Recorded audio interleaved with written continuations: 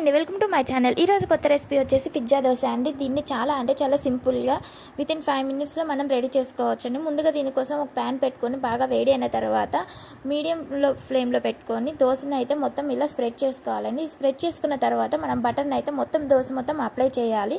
ఇది మొత్తం మీడియం ఫ్లేమ్లోనే జరగాలండి. హై ఫ్లేమ్లో పెట్టుకుంటే త్వరగా దోశ మాడిపోతుంది. ఆ తర్వాత మన దగ్గర ఉన్న పిజ్జా సాస్ని అయితే వేసుకొని దోశ మొత్తం స్ప్రెడ్ చేసుకోవాలి. పిజ్జా సాస్ లేని వాళ్ళు tomato ketchup and red chilli సాస్ని రెండింటిని కలిపి అయినా వేసుకోవచ్చు అండి. ఇలా దోశ మొత్తం స్ప్రెడ్ చేసుకున్న తర్వాత మన దగ్గర ఉన్న ఉల్లిపాయ ముక్కలు అండ్ క్యారెట్ తురుము ఇవన్నీ చిన్న పీసెస్గా కట్ చేసుకొని వేసుకోవాలండి. తర్వాత పచ్చిమిర్చి తరుగు, తర్వాత క్యాప్సికమ్ తరుగు, తర్వాత కొంచెం టమోటా తరుగు కూడా వేసుకున్నానండి. మీకు నచ్చితే ఇక్కడ కూడా క్యాబేజీ తురుము కూడా వేసుకోవచ్చు అండి. ఇవన్నీ వేసుకున్న తర్వాత దీంట్లోనే కొంచెం బటర్ వేసుకొని మొత్తం మిక్స్ చేసుకోవాలి. దీంట్లోనే మీరు ఈ టైంలోనే మీ దగ్గర కారం ఉంటే కారం కూడా వేసుకొని, మసాలా కారం ఉంటే ఇవి మొత్తం వేసుకొని మొత్తం మిక్స్ చేసుకొని లాస్ట్లో ఇలా చీజ్ని అంతా మొత్తం స్ప్రెడ్ చేసుకోండి.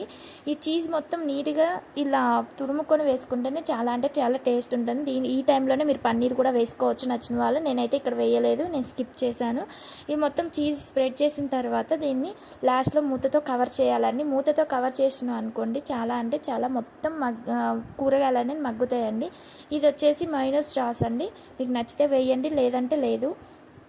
ఈ మొత్తం వేసిన తర్వాత కొంచెం లైట్గా ఇలా మొత్తం మనం ప్యాన్ మొత్తం ఇలా స్ప్రెడ్ చేసుకుంటే ఎంతో ఈజీగా త్వరగా రెడీ అయిపోయే పిజ్జా దోశ అయితే రెడీ అయిపోయిందండి. నచ్చితే లైక్ చేయండి, షేర్ చేయండి అండ్ తప్పకుండా ట్రై చేయండి. చాలా టేస్టీగా అనిపిస్తుంది.